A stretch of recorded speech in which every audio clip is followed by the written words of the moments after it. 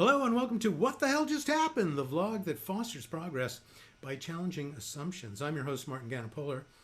In the aftermath of yet another senseless mass shooting in Boulder, Colorado, we think it's time to ask, what the fuck, America? What's with all the guns, guns, guns everywhere? To answer this question, we need to focus through the lens of history.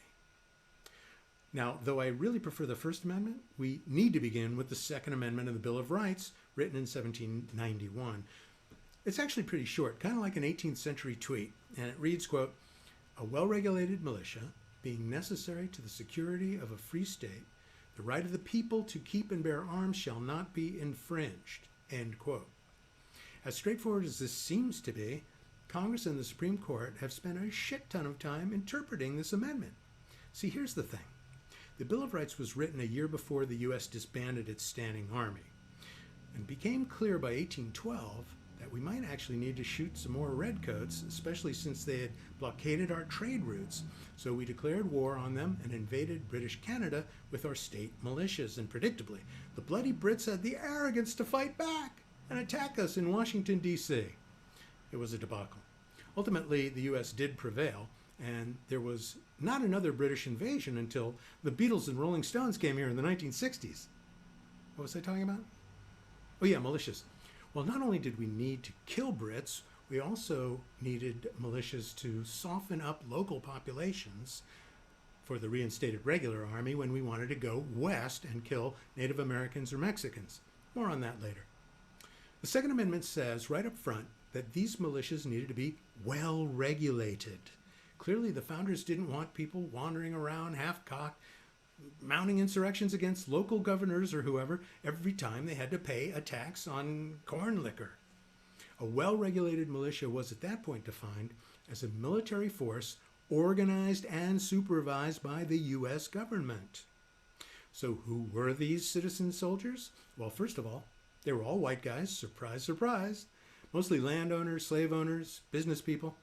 They were educated, responsible men who could afford to own a few guns. Guns were expensive back then and not so easy to get. The average flintlock pistol or musket cost the equivalent of $2,500 in today's money.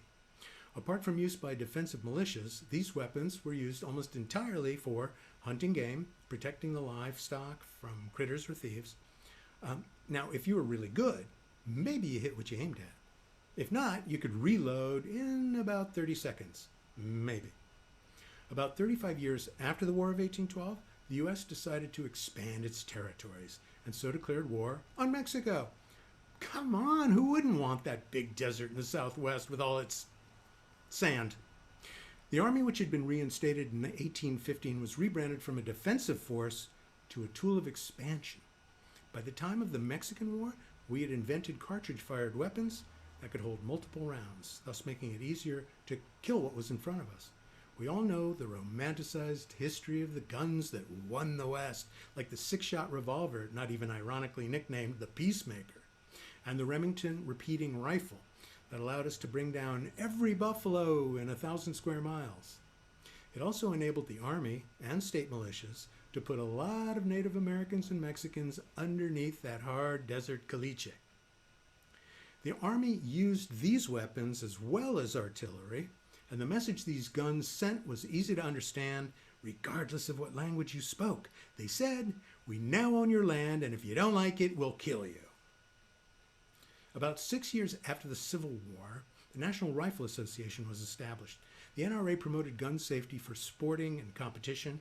Marksmanship became an Olympic sport. In the 1930s, the NRA lobbied Washington to toughen up gun laws. They were concerned with organized crime and mentally ill people, which were frequently the same thing, that they could bring political ruin to gun ownership. And this resulted in the 1934 National Firearm Act, which required, among other things, that all firearms be registered with the U.S. Treasury Department. In the early 1970s, the Republican Party began its journey towards hard right reactionary politics. Latching onto that movement, the NRA abandoned sport shooting and became a so-called guns rights lobby. Once again, the country was treated to the romance of cowboy culture. Men who never backed away from a fight, always shot straight and smoked Marlboro cigarettes. For a brief time after John Hinckley popped a cap in President Ronald Reagan's ass, the country finally enacted some gun control laws. The NRA immediately initiated lawsuits to strike down all those laws, and then all of a sudden, tons of cash started to flow into the NRA from gun and ammo manufacturers.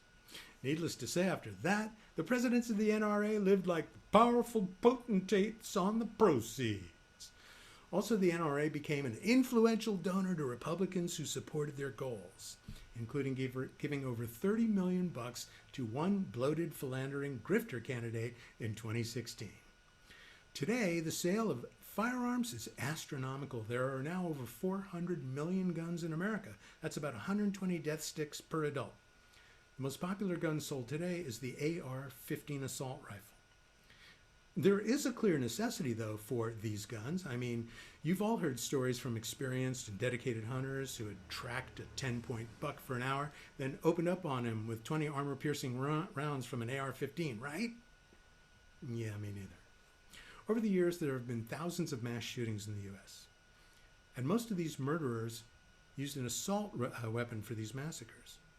Yet the NRA still enjoys a huge influence on right-wing politicians despite recently receiving millions of freshly laundered dollars from Russian oligarchs. And yet somehow there still doesn't seem to be the political will to enact laws to keep guns out of the hands of convicted felons, mentally ill people, and unregulated, self-organized militias bent on insurrection like the Proud Boys, Oath Keepers, Boogaloo Boys. Even though the laws being proposed now are wildly popular, they are going nowhere. Republicans have seen to that. And after every shooting, the best anyone can offer the families of the victims are thoughts and prayers. In my opinion, the current political will displays neither. Thanks for watching this edition of What the Hell Just Happened. We'll see you soon, God willing. Bye for now.